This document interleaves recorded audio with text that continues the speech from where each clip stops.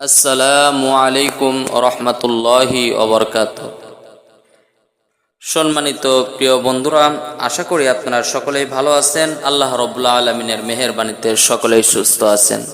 প্রিয় বন্ধুরা, যদি এই চ্যানেলে নতুন হয়ে থাকেন, মেহেরবানি করে চ্যানেলটি সাবস্ক্রাইব করবেন, যেন অন্য দিনই ভাই যেন ভিডিওটা দেখতে পারে, এজন্য ভিডিওটা শেয়ার করে দিবেন। প্রিয় বন্ধুরা, মূল আলোচনায় চলে যাব। জুতার বরকতে মিষ্টি ভক্ষণ।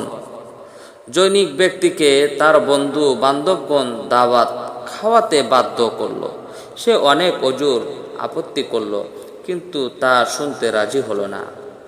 অবশেষে অপরাগ হয়ে মঞ্জুর করলো, কিন্তু শর্ত করল, তোমরা দাওয়াত খেতে আসলে ভালো পোশাক ও উত্তম জুতা পরে আসতে হবে।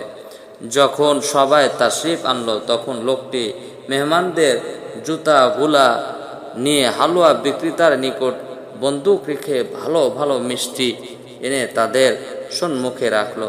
সবাই বিনামূল্যে মাল পেয়ে খুব মজা করে খেলো এবং বন্ধুর খুব প্রশংসা করলো যে খুব ভালো মিষ্টি পরিবেশন করেছে।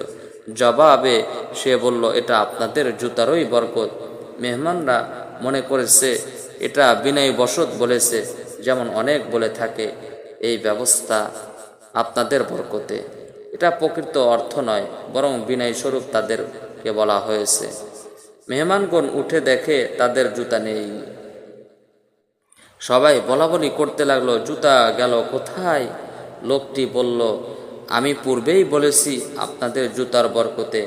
এবার সবার বুঝতে দেরি হলো না যে এই বাক্যটি বিনয়ের কারণে ছিল না, বরং মূল অর্থই উদ্দেশ্য ছিল। এখন মজা বুঝলে মিষ্টি খাওয়ার প্রতিদান কি?